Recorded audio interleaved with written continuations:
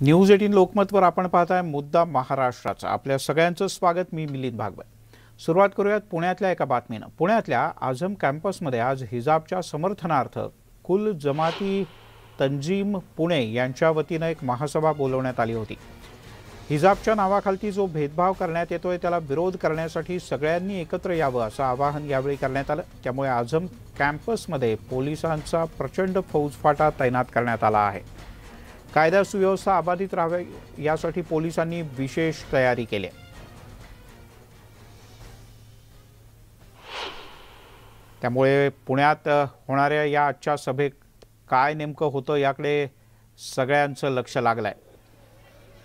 अर्थात सगळ्यांनी या सभेत एकत्र यावं असं आवाहन करण्यात आलंय। मात्र यामध्ये हिजाबचं समर्थन होणार आहे, त्यामुळे याला विरोधही तेवढाच होऊ शकतो आणि यामुळेच वैभव सोनवणे आपले प्रतिनिधी आपल्यासोबत आहेत फोनवर। वैभव, काय अधिक माहिती आहे? कुल जमाती तंजीम पुणे ही संस्था मुस्लिम संघटना है, हिजाब के आधार पर भेदभाव के खिलाफ असा नारा देत महासभा जी आहे, खवातींची महासभा बोलवली आहे। कर्नाटक सरकारनं शाळांमध्ये हिजाबला शाळा कॉलेज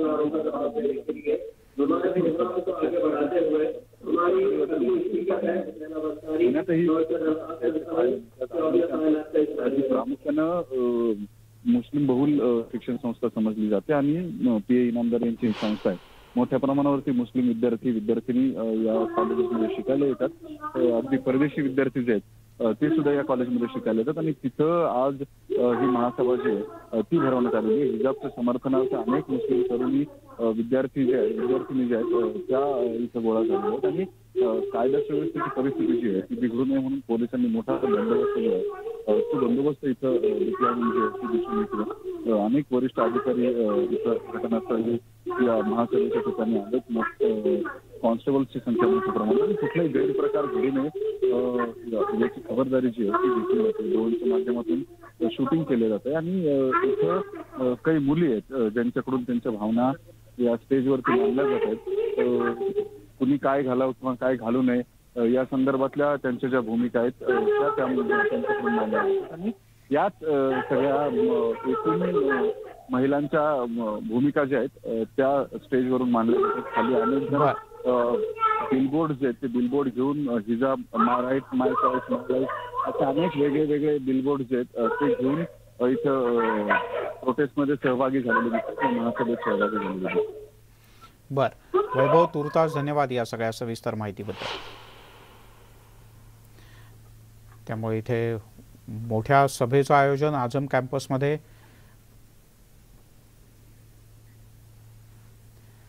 वळूयात बातमी अर्थातच किरीट सोमय्या कोर्लई गाव आणि संबंधित सगळ्या राड्याची। या कोर्लई गावामध्ये 19 बंगले असल्याचा दावा करण्यात येत होता आणि त्याची चौकशी करावी अशी मागणी भाजपचे नेते किरीट सोमय्या यांनी केली। त्यांनी रेवदंडा पोलीस स्टेशनला भेट देऊन तिथे औपचारिकपणे याबद्दल तक्रार नोंदवली। 19 बंगल्यांच्या आरोपानंतर भाजप नेते किरीट सोमय्या आज कोर्लई ग्रामपंचायतीत पोहोचले।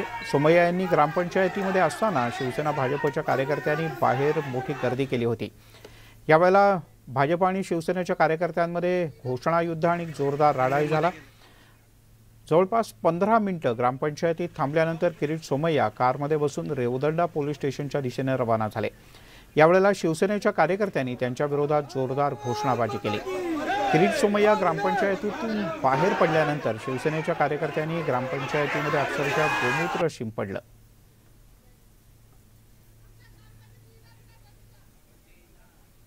मुख्यमंत्रीचे प्रतिनिधी सरपंच शिवसेनेचे कार्यकर्ते म्हणतात बंगले नाही आहेत म्हणून पोलीस स्टेशनला यावं लागलं की बंगले नाही आहे असंच उद्धव ठाकरेचे प्रतिनिधी सांगतायत।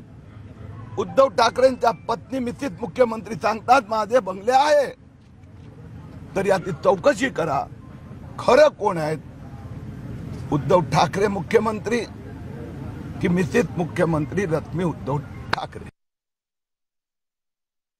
एकीकडे वस्तुस्थिती कागदाच्या वरची अशी सांगते की बंगले आहेत आणि प्रत्यक्षामध्ये बंगले नाही असं सरपंच सांगतायत. नेमकं काय आहे, त्या बंगल्यांच्या विषयी काय झालंय याची माहिती मिळाली पाहिजे म्हणून आम्ही पोलीस स्टेशनमध्ये अर्ज दिलाय. किरीटजींच्या नेतृत्वाखाली हे सगळं आम्ही करत असताना शिवसैनिकांनी त्या ठिकाणी गोंधळ घालण्याचा प्रयत्न केला. पोलिसांनी त्यांना योग्य पद्धतीनं हाताळलेलं आहे, ही तर ठीक आहे, पण अशा पद्धतीनं कायद्याच्या दृष्टिकोनातून राज्याच्या मुख्यमंत्र्यांच्या कुटुंबियांच्या संदर्भामध्ये एक माहिती समोर येते, त्याच्या विरोधातली माहिती पुन्हा समोर येते. आम्हाला माहिती घ्यायचा अधिकार आहे आणि ती माहिती घेण्यासाठी आम्ही गेल्यावरती जर त्या ठिकाणी शिवसैनिक अडवण्याचा प्रयत्न करत असतील तर ते सुद्धा काही योग्य नाही आहे. किरीट सोमय्या कोर्ले गावामध्ये दाखल झालेले आहेत. काही वेळापूर्वीच ग्रामपंचायतीमध्ये गेले असता खूप मोठा त्यांना विरोध झाला. शिवसैनिक या ठिकाणी मोठी घोषणाबाजी करताना पाहायला मिळत होते. किरीट सोमय्या ग्रामपंचायतीमधून बाहेर गेल्यानंतर गोमूत्र शिपडून त्या ठिकाणी शुद्धीकरण करण्यात आलेलं आहे. मात्र या ठिकाणी तणावाचं वातावरण अजूनही आपल्याला कोर्ले या गावामध्ये पाहायला मिळते. सध्या किरीट सोमय्या रेवदंडा पोलीस स्थानकामध्ये आहेत. आपल्यासोबत बोलण्यासाठी या ठिकाणी भाजपा पदाधिकारी आहेत. काय सांगाल तुम्ही, किरीट सोमय्या अखेर कोर्ले गावामध्ये आले, मात्र खूप मोठा विरोध होतोय. विरोध होतोय आणि त्यांनी जे अपशब्द काढले त्यांच्याबद्दल तर त्याच्यामधून शिवसेनेची विकृत मानसिकता दिसून येते आणि असं नको होतं व्हायला, कारण त्यांनी कुठेही कोणाबद्दल अपशब्द काढलेला नाही आहे. मग हे असं का योग्य नाहीये. ते त्यांचं काम करून त्यांना जाऊ देत ना, तर ते का देत नाहीये. तसं अपशब्द काढण्याची काहीच गरज नव्हती. अपशब्द काढण्याची काही गरज नव्हती. ताई, काय सांगाल तुम्ही, किरीट सोमय्या गेल्यानंतर त्या ठिकाणी शुद्धीकरण देखील करण्यात आलेलं आहे. त्यांनी शुद्धीकरण करून एकदम जातीयवादी ते राजकारण करतायत. शुद्धीकरण आपण कधी करतो? देशाला स्वातंत्र्य मिळून किती वर्ष झाली आणि हे शुद्धीकरण करण्याची राजकीय पद्धत कोणती? मला हा प्रश्न पहिल्यांदा शिवसेनेला विचारायचा आहे. शुद्धीकरण करण्याची पद्धत कोणती? काय सांगाल तुम्ही रेवदंडा पोलीस स्थानकाबाहेर आहात. खूप मोठ्या संख्येने शिवसैनिक घोषणाबाजी करत होते, विरोध दर्शवत होते. काय सांगाल?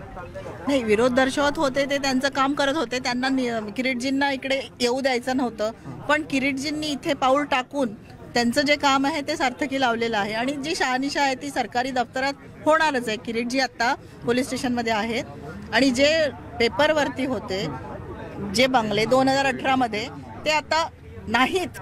सो हे जे काय आहे राजकारण हे कळेल. सो आमचा रिस्पेक्टच आहे मुख्यमंत्र्यांना की त्यांनी आपल्या पत्नीच्या नावाने 19 बंगले हे घेतलेले आहेत.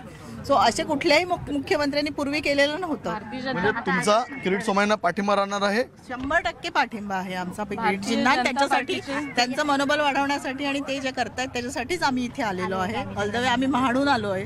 धन्यवाद. हे होते सर्व भाजपाचे पदाधिकारी किरीट सोमय्यांचं मनोबल वाढवण्यासाठी, किरीट सोमय्यांना सहकार्य देण्यासाठी, पाठिंबा देण्यासाठी या ठिकाणी किरीट सोमय्या या ठिकाणी आता सध्या रेवदंडा पोलीस स्थानकामध्ये आलेले आहेत. मात्र महिला पदाधिकारी असतील किंवा पुरुष असतील आपल्याला खूप मोठ्या संख्येने जमा होताना पाहायला मिळतात. व्हिडिओ रमेश भटसह मी तुषार रुपनवर, न्यूज 18 लोकमत. सगळं काही माहीत असताना ते आज पुन्हा इथे आले आणि पुन्हा येऊन त्यांनी आमच्या ग्रामपंचायतमध्ये ड्रामाबाजी केली. त्यांना आमच्या आराध्य दैवताला, आमच्या इथल्या लोकांना मानसिक त्रास खूप दिलेला आहे ना. हे पिशाच्य, मी तर म्हणणे किरीट सोमय्या नावाचं पिशाच्य पुन्हा या कोर्ले गावात येऊ नये म्हणून आम्ही दूध गोमूत्र शिंपून आमच्या ग्रामपंचायत शुद्ध केलेली आहे. बाळासाहेब ठाकरे, आदरणीय उद्धव साले किंवा आमच्या पक्षाबद्दल काय तर उलट सुलट बोलले की इथला सैनिक काय त्याला सोडणार नाही. ग्रामपंचायत आमच्या पक्षाची आहे. तुम्हाला जर त्याच्याबद्दल किळीस्वर वाटत असेल ठीक आहे, पण तुम्हाला जी काय माहिती पाहिजे ते आमचे सरपंच, आमचे सदस्य, आमचे ग्रामसेवक देतात. पण ती माहिती देऊन पण तुमचं समाधान होत नाही. काहीतरी ते येऊन नौटंकी करायची, भाजपला काहीतरी दाखवायचं आणि काहीतरी मिळवायचं आहे म्हणून कोरोना हायजॅक करायची, ते असले खोटे धंदे का कोरोनामध्ये चालणार. जेव्हा त्यांच्या किरीट सोमय्यांच्या बरोबर जेव्हा ते त्यांचे कार्यकर्ते बीजेपीचे आले आणि त्याही घोषणाबाजी करायला सुरुवात केली, ते झेंडे घेऊन हातात आले. शेवटी आम्ही बी बाळासाहेबांचा शिवसैनिक आहोत, बाळासाहेबांचा विचार ऐकलेले आम्ही एक मुरुड तालुक्यातले कडवट शिवसैनिक आहोत. त्याच्यामुळे आम्हाला हे कुठे सहन झाला नाही आणि म्हणून त्यांना आम्ही पण त्याच पद्धतीने घोषणाबाजीने उत्तर दिले. आमचं मात्र ऊर भरून येतोय, डोकं फिरतोय. आज सुद्धा आम्ही येऊन इथे शांततेत होतो. आम्हाला तसं सरपंचांनी सांगितलेलं आमच्या की कोणीही काही बोलायचं नाही. परंतु साहेब एकच सांगतो की किरीट सोमय्या हे ड्रामा करण्यासाठी येतात, लोकांना चेतवण्यासाठी येतात, लोकांना माती भडकवण्यासाठी येतात. आणि आपण थेट जाऊयात तुषार रुपनवर. आपले प्रतिनिधी आपल्यासोबत आहेत, कारण किरीट सोमय्या आता रायगडच्या जिल्हाधिकारी कार्यालयात थोड्याच वेळात पोहोचणार आहेत. आणि तुषार, माझा आवाज येतोय? काय नेमकं आता होणार आहे? किरीट सोमय्या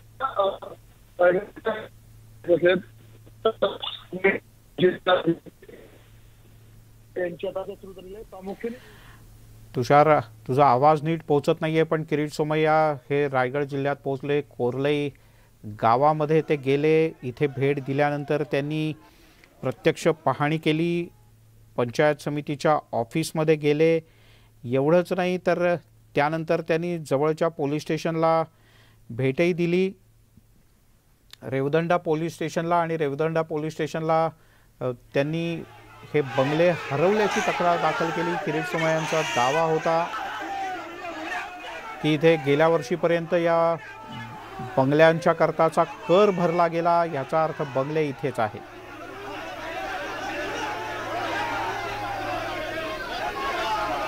दरम्यानच्या काळात इथे भाजप आणि शिवसेनेच्या कार्यकर्त्यांमध्ये जोरदार राडा झाला. या बातमीकडे आपले लक्ष असणार आहे. वळूयात आणखीन एका महत्त्वाच्या बातमीकडे. बातमी आहे मुंबई ठाणेकरांसाठी अतिशय खुशखबरीची, कारण ठाणे ते दिवा रेल्वे स्थानकाच्या दरम्यान 5व्या आणि 6व्या मार्गिकेचं लोकार्पण पंतप्रधान नरेंद्र मोदी यांच्या हस्ते होणार आहे. थोड्याच वेळात या कार्यक्रमाला सुरुवात होईल. ऑनलाईन पद्धतीनं व्हिडिओ कॉन्फरन्सिंगच्या माध्यमातून हा कार्यक्रम होणार आहे. केंद्रीय रेल्वे मंत्री अश्विनी वैष्णव आणि रेल्वे राज्यमंत्री रावसाहेब दानवे हे कार्यक्रमाच्या ठिकाणी येऊन दाखल झालेत. 5व्या आणि 6व्या मार्गिकेमुळे प्रवाशांच्या 36 अतिरिक्त फेऱ्या वाढणार आहेत. यातील 34 फेऱ्या वातानुकूलित असतील, तर 2 फेऱ्या सध्या सामान्य लोकलच्या असतील. वातानुकूलित फेऱ्या सुरू करण्यासाठी 1 AC लोकल सजवण्यात आले. दरम्यान रेल्वे मंत्री अश्विनी वैष्णव यांनी मुंबईत या कार्यक्रमाच्या ठिकाणी येण्यापूर्वी लोकलनं प्रवास केला.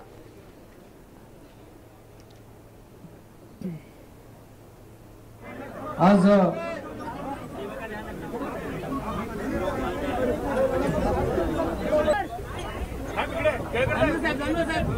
यावेळेला राज्यमंत्री रावसाहेब दानवे, ठाण्याचे आमदार संजय केळकर यांच्यासह अनेक मान्यवर उपस्थित होते या छोटेखानी रेल्वे प्रवासात. यावेळेला रेल्वे मंत्र्यांनी काही सामान्य प्रवाशांशी बातचीतही केली.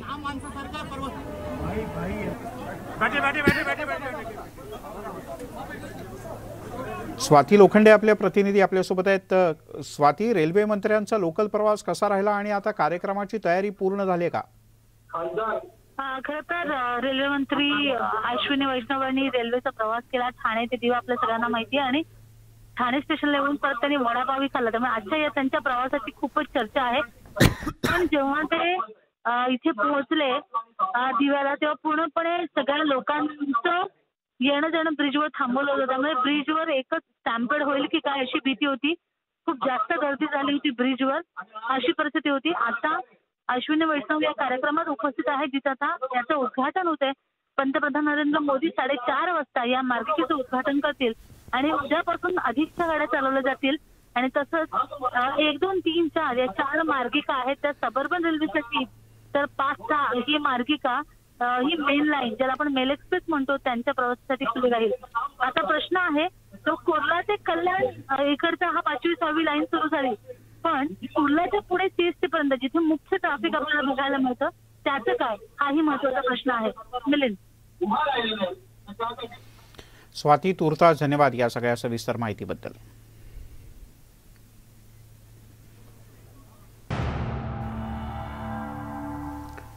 ब्रेक नंतर आपल्या सगळ्यांचं पुन्हा एकदा स्वागत. आणि आता पाहूयात आमचा विशेष कार्यक्रम. बायजूस यंग जिनियसमध्ये सहभागी झालेला एक खास जिनियस, एक छोटासा चिमुरडा, अद्वैत कोलारकर. या अवघ्या 8 वर्षाच्या चिमुकल्यानं जागतिक स्तरावर आपल्या चित्रकलेची प्रदर्शनं भरवत कलेचा आविष्कार साकारलाय. या यंग जिनियसचं नाव त्यानं स्वतःचं तर मोठं केलंच, पण भारताचं नाव सुद्धा त्यानं मोठं केलंय. आपल्या या सगळ्याबद्दल त्याच्याशी, त्याच्या कुटुंबियांशी संवाद साधला आमच्या प्रतिनिधी सुष्मिता बदाणे यांनी.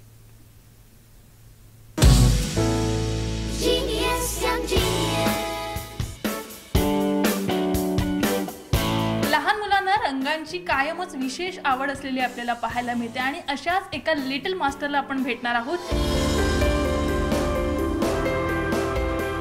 अद्वैतची एक खास गोष्ट म्हणजे 8 महिन्याचा असताना याने पहिल्यांदा पेंटिंग करायला सुरुवात केली. ॲब्स्ट्रॅक्ट पेंटिंगमध्ये त्याचं जगभरात नाव झालेलं आहे अगदी जागतिक स्तरावरती त्याने त्याची कला जी आहे ती सादर केलेली आहे. पालक म्हणून काय वाटतं? आम्हाला त्याचा अभिमान नक्कीच आहे आणि अद्वैतला भरभरून प्रेम मिळालं आहे सगळ्यांकडून.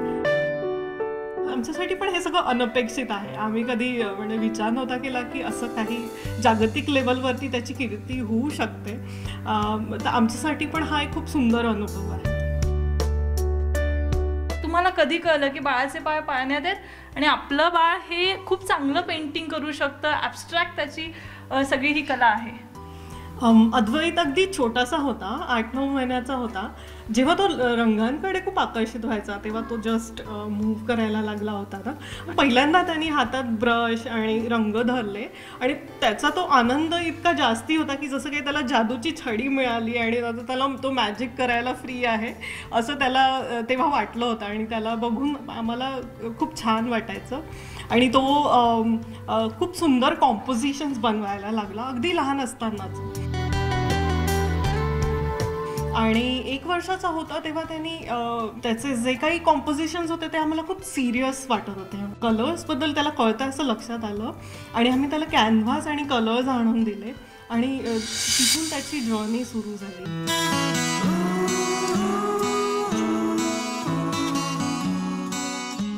रंगांबरोबर इतर अनेक सुद्धा गोष्टी तो करतो, त्याविषयी जरा सांगाल? आणि सगळ्यात महत्त्वाचं म्हणजे त्याने जे जागतिक स्तरावरती काम केलंय ते कशा पद्धतीचं आहे?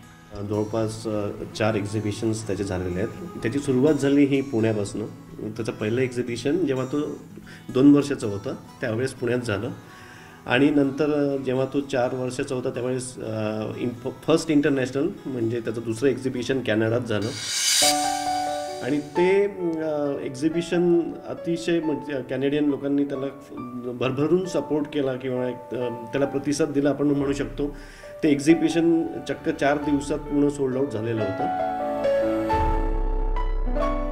त्यानंतर तो त्यांनी न्यूयॉर्क आर्ट एक्सपोमध्ये पार्टिसिपेट केलं. तिथे पण तो त्यांच्या 40 वर्षाच्या इतिहासात सगळ्यात तरुण किंवा यंगेस्ट पार्टिसिपेंट होता. यंग जीनियसमध्ये जेव्हा अद्वैतचं सिलेक्शन झालं तेव्हाची ती प्रोसेस कशी होती? तुम्हाला आलेला अनुभव काय होता? अद्वैतचं जेव्हा सिलेक्शन झालं यंग जीनियससाठी आम्हाला विश्वासच बसला नाही पहिल्यांदा आणि एक तो खूप सुखद धक्का होता आमच्यासाठी. आणि अद्वैतला जेव्हा सांगितलं तेव्हा तो एकदम असा म्हणजे एकदम सरप्राईज झाला आणि खूप खुश झाला आणि उड्याच मारायला लागला. व्हिडिओ जर्नलिस्ट संदीप पवारसह सुस्मिता भदाणे पाटील, न्यूज 18 लोकमत, मुंबई. ठाणे आणि दिव्याच्या 5व्या आणि 6व्या मार्गिकेचं उद्घाटन होतं. पंतप्रधान यात सहभागी झाले. इस सेक्शन पर रोजाना 1 लाख से अधिक यात्रियों को सुविधा मिलेगी. यानी वर्ष में देखें तो 3.5 करोड़ यात्रियों को एक बहुत अच्छी सुविधा मिलेगी. परम आदरणीय प्रधानमंत्री जी, इस अमृत काल में आपकी तपस्या से देश निरंतर प्रगति की ओर अग्रसर है. यही अमृत प्रयास आपके द्वारा बनाए गए इस वर्ष के बजट में भी सबको दिखा. देश में 7.5 लाख करोड़ 7,50,000 करोड़ के कैपिटल इन्वेस्टमेंट के आपके ऐतिहासिक निर्णय से आपने राष्ट्र की 25 वर्षों की एक नए भारत बनाने की नींव रखी है. इसके लिए आपको कोटि कोटि धन्यवाद. आपने रेलवे के ट्रांसफॉर्मेशन के लिए भी रेल बजट के लिए रिकॉर्ड अलॉटमेंट किया है. पूरे रेल परिवार की तरफ से आपको हृदय से आभार. आपका रेलवे का विजन वृहद और स्ट्रैटेजिक है. इस विजन में रेलवे देश की इकोनॉमी को ट्रांसफॉर्म करने की एक कड़ी है.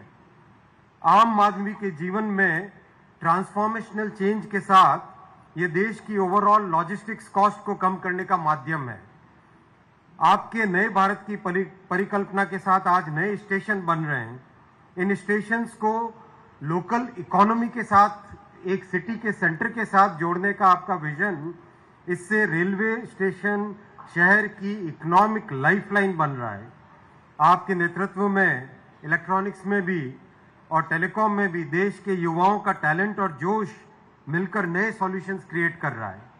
इन इंजीनियर्स ने हाईएस्ट इंटरनेशनल स्टैंडर्ड्स का ट्रेन सेफ्टी सिस्टम बनाया है जिसको कवच नाम दिया आपने. इस विशुद्ध भारतीय टेक्निक में 4G कोर नेटवर्क और 5G टेक्नोलॉजी का पूरा स्टैक तैयार हुआ है। आत्मनिर्भरता के आपके संकल्प से सेमीकंडक्टर के लिए 76,000 करोड़ का आपका मैन्युफैक्चरिंग इकोसिस्टम भी आज एक सफल कदम की तरफ बढ़ रहा है। इससे इन सब प्रयासों से आने वाले वर्षों में इलेक्ट्रॉनिक्स मैन्युफैक्चरिंग में 4 गुना बढ़ोतरी होकर $300 बिलियन का इंडस्ट्री बनेगी, जो आज $75 बिलियन है। तो रेल हो या इलेक्ट्रॉनिक्स हो, रोड हो, हाईवे हो, इंफ्रास्ट्रक्चर के हर क्षेत्र में आपके प्रयासों से देश एक अलग गति ले रहा है। प्रधानमंत्री जी, आपने वंदे भारत की जो स्वदेशी ट्रेन बनाई, उस ट्रेन से सभी देश भर में आज एक अलग भावना पैदा हुई है रेल यात्रा को लेके। ये वंदे भारत ट्रेन आपकी स्वदेशी की आत्मनिर्भरता की अवधारणा को सार्थक करता है। दुनिया भर में इस ट्रेन की चर्चा हो रही है आज, और हमें आत्मविश्वास है आपके मार्गदर्शन में कुछ ही वर्षों में इस ट्रेन को विश्व भर में एक्सपोर्ट करने की परिस्थिति में भी हम पहुंचेंगे। आपने देश के 1.5 लाख डाकघरों और 8,000 रेलवे स्टेशनों को इंटीग्रेट करने का भी विजन दिया है। इस इंटीग्रेशन से देश के छोटे उद्यमी एवं छोटे किसानों को देश के किसी भी हिस्से में अपना सामान पहुंचाने में एक सुगम यातायात का माध्यम मिलेगा। इससे लोकल प्रोडक्ट्स को एक नेशनल मार्केट मिलेगा। देश को एक कड़ी में जोड़ने की आपकी परिकल्पना से रेलवे में जो कैपिटल इन्वेस्टमेंट आपने किया है, उसमें महाराष्ट्र का एक विशेष स्थान रहा है। 2009 से 14 के बीच में जहां प्रतिवर्ष मात्र 1,114 करोड़ रुपए एवरेज महाराष्ट्र को मिलता था, आपने आकर 2014 से 19 में 4 गुना बढ़ाकर 4,101 करोड़ रुपए किया इसको आवंटन को। और अब आपने रिकॉर्ड मात्रा में 22-23 में महाराष्ट्र को 11,903 करोड़ आवंटित किए। आपको कोटि कोटि धन्यवाद। आज हम इस अवसर पर ठाणे के पूर्व सांसद स्वर्गीय रामभाऊ मालगी जी एवं स्वर्गीय राम कापसे जी को भी श्रद्धांजलि अर्पित करते हैं।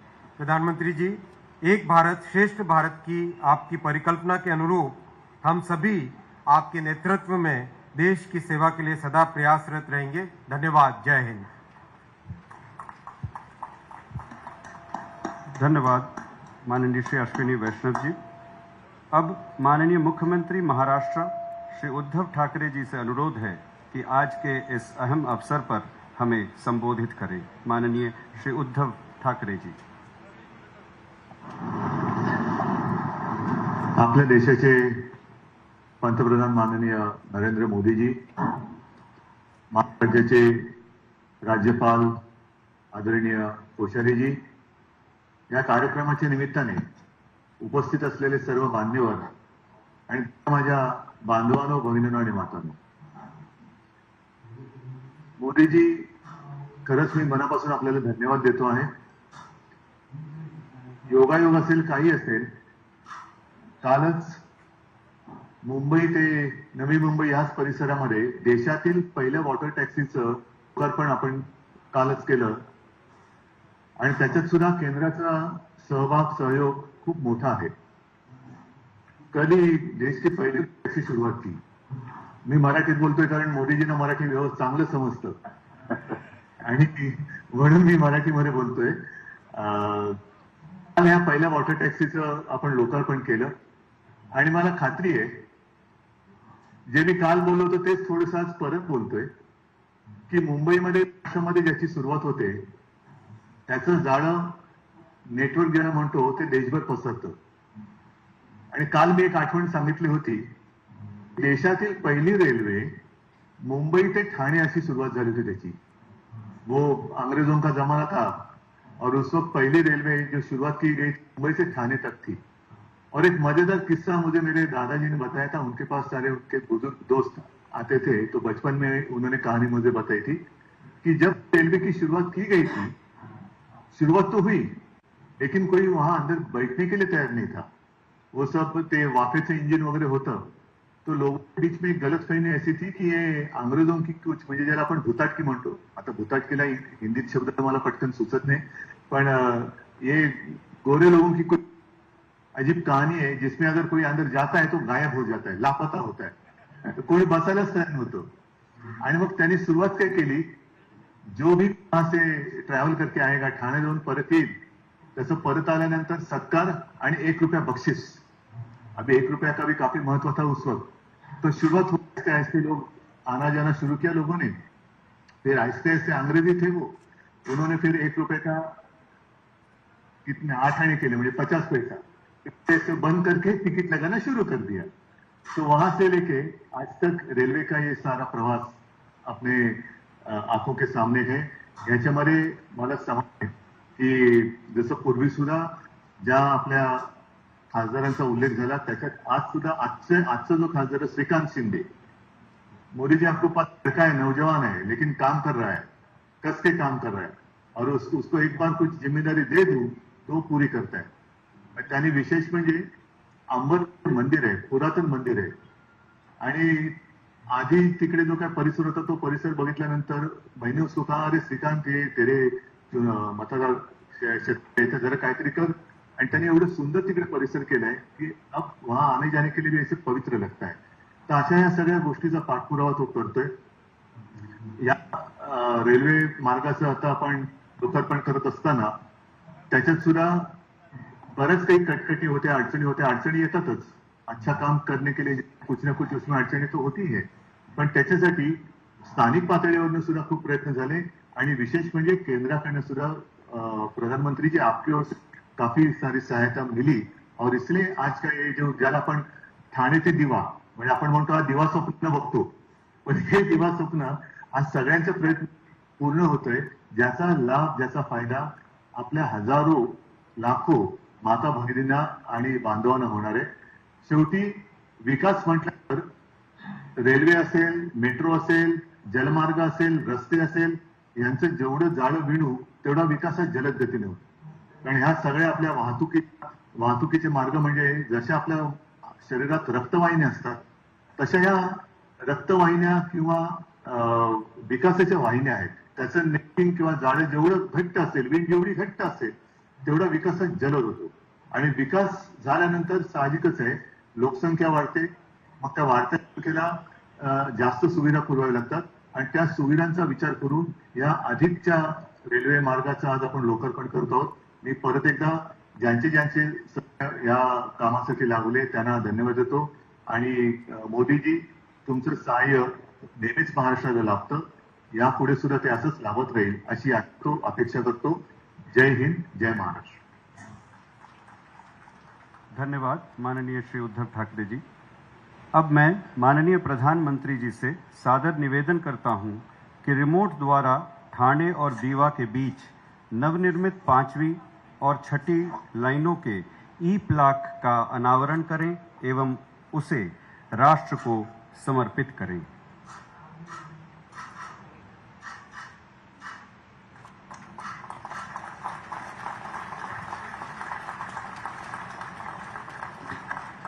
मैं माननीय प्रधानमंत्री जी से पुनः निवेदन करता हूं कि वे मध्य रेल पर नई उपनगरीय ट्रेन सेवाओं के शुभारंभीय गाड़ियों को हरी झंडी दिखाकर रवाना करें.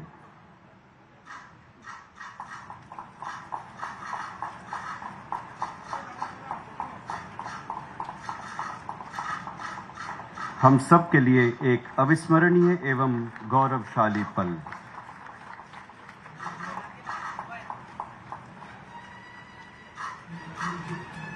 धन्यवाद माननीय प्रधानमंत्री जी. अब प्रस्तुत है ठाणे और दीवा के बीच नवनिर्मित 5वीं और 6ठी लाइन के बारे में संक्षेप में जानकारी देती हुई ये लघु फिल्म. मुंबई एक तेज रफ्तार भागता दौड़ता शहर और इसकी इस गति को बनाए रखती है यहां की लाइफलाइन मुंबई लोकल. प्रधानमंत्री नरेंद्र मोदी के विजन और दूरदर्शी नेतृत्व में रेलवे ने बेहद कम समय में तेजी से कई नई ऊंचाइयों को छुआ है. प्रधानमंत्री जी के यशस्वी नेतृत्व में रेलवे के संकल्पित प्रयासों की श्रृंखला में अब मुंबई लोकल से जुड़ रहा है एक नया अध्याय. रेल मंत्रालय और महाराष्ट्र सरकार की समान लागत से निर्मित ठाणे और देवा के बीच 5वीं और 6ठी रेल लाइन। काम करने की यही रफ्तार आज भारत की पहचान बन रही है। 2014 के पहले के 5 सालों में सिर्फ 1900 किलोमीटर 1900 किलोमीटर रेल लाइनों का दोहरीकरण होता था। बीते 7 वर्षों में हमने 9000 किलोमीटर से ज्यादा रेल लाइनों की डबलिंग की है। कोरोना जैसी वैश्विक महामारी ने जहां दुनिया की रोक दी थी रफ्तार, उस चुनौतीपूर्ण समय में भी इस प्रोजेक्ट के सपने को किया साकार।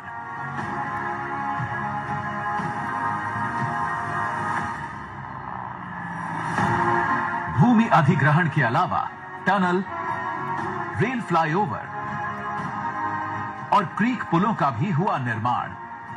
ध्यान रखा गया कि 5वीं और 6ठी लाइन के लिए सिर्फ वीकेंड्स पर ही लिए जाएं इंफ्रास्ट्रक्चर ब्लॉक्स, ताकि रेल यात्रा पर कम से कम हो असर और निर्माण कार्य हो निर्बाध। इन ब्लॉक्स में 34 जगहों पर पुरानी रेल लाइनों को नई रेल लाइन से जोड़ा गया।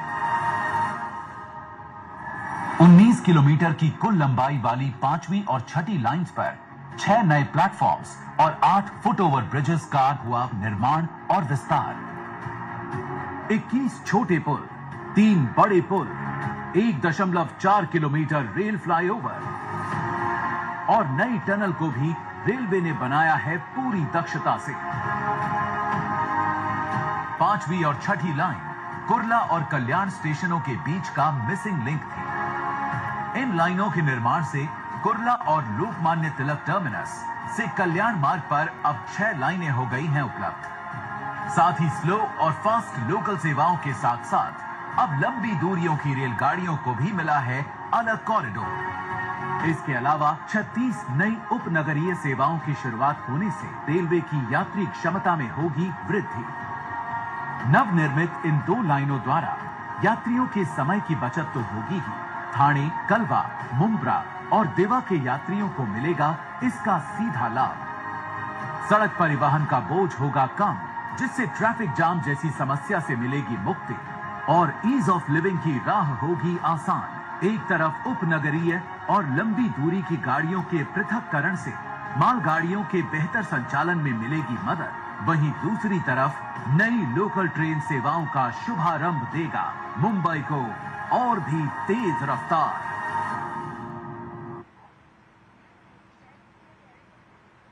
माननीय प्रधानमंत्री श्री नरेंद्र मोदी जी से करबद्ध निवेदन है कि वे इस ऐतिहासिक अवसर पर हमें अपने आशीर्वचनों से अनुग्रहित करें। माननीय प्रधानमंत्री जी।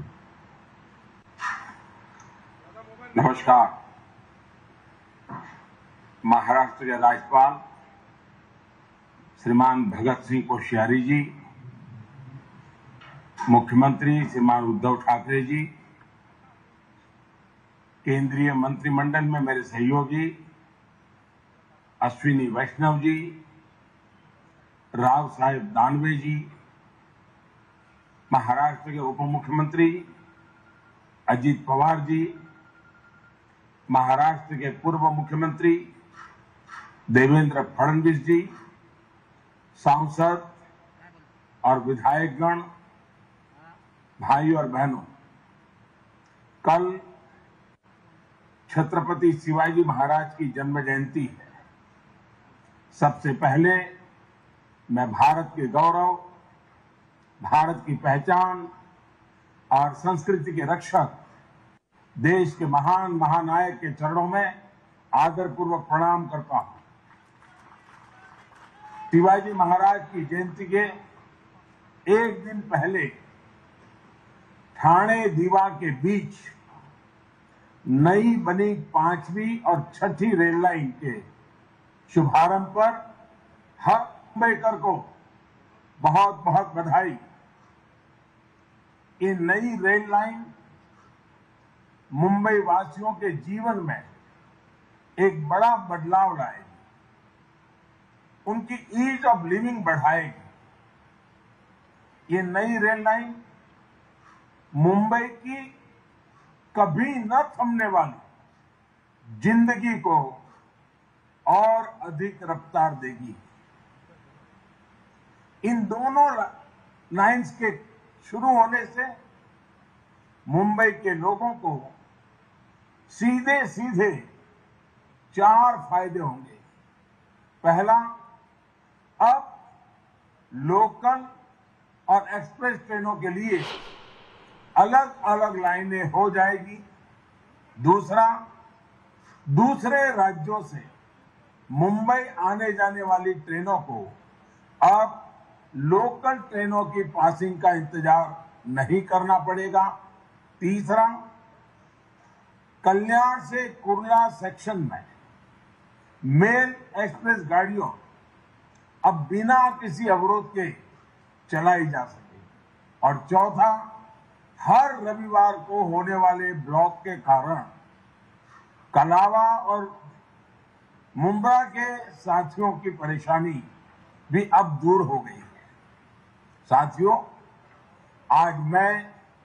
आज से सेंट्रल रेलवे लाइन पर 36 नई लोकल चलने जा रहे हैं। इनमें से भी अधिकतर एसी ट्रेनें हैं। ये लोकल की सुविधा को विस्तार देने, लोकल को आधुनिक बनाने के केंद्र सरकार के कमिटमेंट का हिस्सा है। बीते 7 साल में मुंबई में मेट्रो का भी विस्तार किया गया है।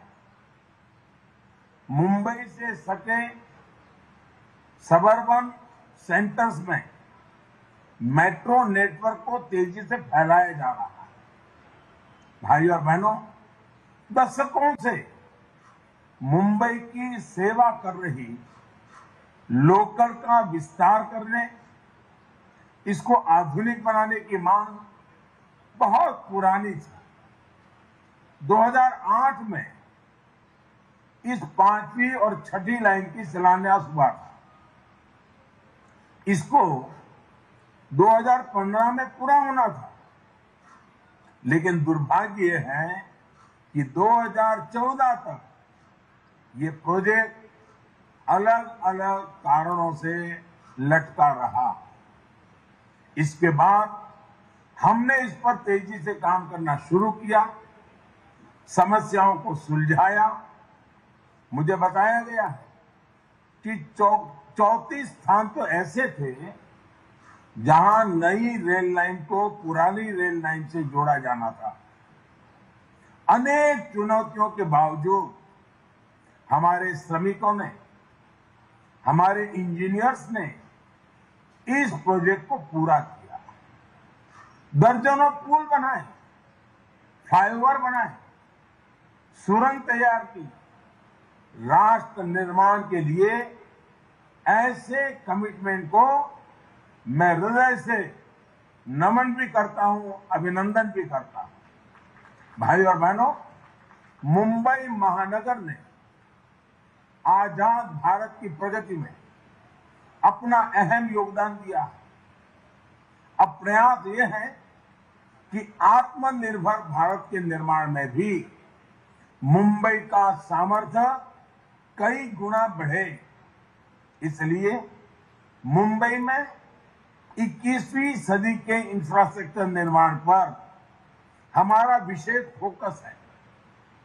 रेलवे कनेक्टिविटी की ही बात करें तो यहां हजारों करोड़ रुपए का निवेश किया जा रहा है। मुंबई सबर्बन रेल प्रणाली को आधुनिक और श्रेष्ठ टेक्नोलॉजी से लैस किया जा रहा है। हमारा प्रयास है कि अभी जो मुंबई सबर्बन की क्षमता है उसमें करीब करीब 400 किलोमीटर की अतिरिक्त वृद्धि हो जाए। सीबीटीसी जैसी आधुनिक सिग्नल व्यवस्था के साथ साथ 19 स्टेशनों के आधुनिकीकरण की भी योजना है। भाई और बहनों, मुंबई के भीतर ही नहीं बल्कि देश के दूसरे राज्यों से मुंबई की रेल कनेक्टिविटी में भी स्पीड की जरूरत है, आधुनिकता की जरूरत है। इसलिए अहमदाबाद मुंबई हाई स्पीड रेल आज मुंबई की देश की आवश्यकता है। ये मुंबई की क्षमता को सपनों के शहर के रूप में मुंबई की पहचान को सशक्त करेगी। ये प्रोजेक्ट तेज गति से पूरा हो, ये हम सभी की प्राथमिकता है। इसी प्रकार western dedicated freight corridor Mumbai को नई ताकत देने वाला है। साथियों, हम सभी जानते हैं कि जितने लोग भारतीय रेलवे में एक दिन में सफर करते हैं, उतनी तो कई देशों की जनसंख्या भी नहीं है। भारतीय रेल को सुरक्षित, सुविधायुक्त और आधुनिक बनाना हमारी सरकार की सर्वोच्च प्राथमिकताओं में से एक है। हमारी इस प्रतिबद्धता को कोरोना वैश्विक महामारी भी डिगा नहीं पाई है। बीते 2 सालों में रेलवे ने फ्रेट ट्रांसपोर्टेशन में नए रिकॉर्ड बनाए हैं। इसके साथ ही 8,000 किलोमीटर रेल लाइनों का इलेक्ट्रिफिकेशन भी किया गया। करीब 4,500 किलोमीटर नई लाइन बनाने या उसके दोहरीकरण का काम भी हुआ है। कोरोना काल में ही हमने किसान रेल के माध्यम से देश के किसानों को देश भर के बाजारों से जोड़ा है। साथियों, हम सभी ये भी जानते हैं कि रेलवे में सुधार हमारे देश के लॉजिस्टिक सेक्टर में क्रांतिकारी बदलाव ला सकता है। इसलिए बीते 7 सालों में केंद्र सरकार रेलवे में हर प्रकार के रिफॉर्म्स को प्रोत्साहित कर रही है। अतीत में इंफ्रास्ट्रक्चर प्रोजेक्ट सालों साल तक इसलिए चलते थे क्योंकि प्लानिंग से लेकर एग्जीक्यूशन तक तालमेल की कमी थी। इस अप्रोच से 21वीं सदी भारत के इंफ्रास्ट्रक्चर का निर्माण संभव नहीं है। इसलिए हमने पीएम गति शक्ति नेशनल मास्टर प्लान बनाया। इसमें केंद्र सरकार के हर विभाग, राज्य सरकार, स्थानीय निकाय और प्राइवेट सेक्टर सभी को एक डिजिटल प्लेटफॉर्म पर लाने का प्रयास है। कोशिश ये है कि इंफ्रास्ट्रक्चर के किसी भी प्रोजेक्ट से जुड़ी हर जानकारी हर स्टेक होल्डर के पास पहले से हो, तभी सभी अपने अपने हिस्से का काम, उसका प्लान सही तरीके से कर सकेंगे। मुंबई और देश के अन्य रेलवे प्रोजेक्ट के लिए भी हम गति शक्ति की भावना से ही काम करने वाले हैं। साथियों, बरसों से हमारे यहाँ एक सोच हावी रही कि जो साधन संसाधन गरीब इस्तेमाल करता है, मिडिल क्लास इस्तेमाल करता है, उस पर निवेश नहीं करो। इस वजह से भारत के पब्लिक ट्रांसपोर्ट की चमक हमेशा फीकी रही है। लेकिन अब भारत उस पुरानी सोच को पीछे छोड़कर आगे बढ़ रहा है। आज गांधीनगर और भोपाल के आधुनिक रेलवे स्टेशन रेलवे की पहचान बन रहे हैं। आज 6,000 से ज्यादा रेलवे स्टेशन वाईफाई सुविधा से जुड़ चुके हैं। वंदे भारत एक्सप्रेस ट्रेनें देश की रेल को गति और आधुनिक सुविधा दे रही हैं। आने वाले वर्षों में 400 नई वंदे भारत ट्रेनें देशवासियों को सेवा देना शुरू करेंगे। भाई और बहनों, एक और पुरानी अप्रोच जो हमारी सरकार ने बदली है, वो है रेलवे के अपने सामर्थ्य पर भरोसा। 7-8 साल पहले तक देश की जो रेल को फैक्ट्रियां थी उनको लेकर बहुत उदासीनता थी। इन फैक्ट्रियों की जो स्थिति थी उनको देखते हुए कोई कल्पना भी नहीं कर सकता कि ये फैक्ट्रियां इतनी आधुनिक ट्रेनें बना सकती हैं। लेकिन आज वंदे भारत ट्रेनें और स्वदेशी विस्टाडोम कोच इन्हीं फैक्ट्रियों में बन रहे हैं। आज हम अपने सिग्नलिंग सिस्टम को विदेशी समाधान से आधुनिक बनाने पर भी निरंतर काम कर रहे हैं। स्वदेशी समाधान चाहिए, हम विदेशी निर्भरता से मुक्ति चाहिए। साथियों, नई सुविधाएं विकसित करने के इन प्रयासों का बहुत बड़ा लाभ मुंबई और आसपास के शहरों को होने वाला है। गरीब और मिडिल क्लास परिवारों को इन नई सुविधाओं से आसानी भी होगी और कमाई के नए साधन भी मिलेंगे। मुंबई के निरंतर विकास के कमिटमेंट के साथ एक बार फिर सभी मुंबईकरों को बहुत बहुत बधाई देता हूं। बहुत बहुत धन्यवाद।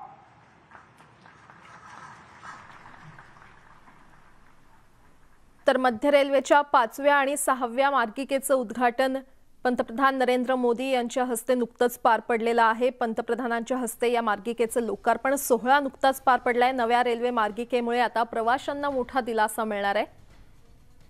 लोकलला नवं आणि आधुनिक रूप देणार असल्याचं मोदींनी म्हटलेलं आहे। 19 किलोमीटर लांबीचा हा मार्ग असणार आहे। मुंबईसाठी अनेक नवे प्रकल्प आणण्याचा प्रयत्न करणार असल्याचं देखील नुकतंच मोदींनी म्हटलेलं आहे। तर या मार्गिकेसाठी आधुनिक तंत्रज्ञानाचा वापर करण्यात आलेला आहे। मुख्यमंत्री आदरणीय उद्धव साहेब ठाकरे, आपल्या राज्याचे राज्यपाल कोश्यारी जी, आपले रेल्वे मंत्री अश्विनी वैष्णव जी, मंचावर उपस्थित असलेले आमचे राज्याचे मंत्रीगण,